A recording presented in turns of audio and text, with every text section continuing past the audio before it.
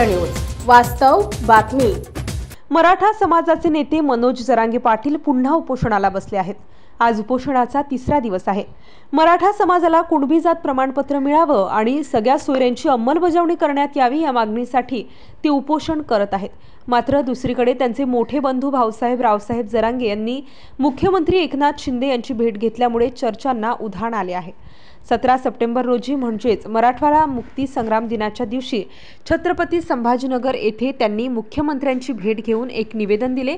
या निवेदनामध्ये त्यांनी जायकवाडी प्रकल्पातील पाणी सिंदफणा नदीपात्रात सोडण्यात यावे अशी मागणी केली। यावेळी त्यांच्यासोबत काही शेतकरी उपस्थित होते। मनोज जरांगे पाटील यांचे उपोषण सुरू असताना भावाने देखील उपोषणाचे हत्यार उपसले आहे।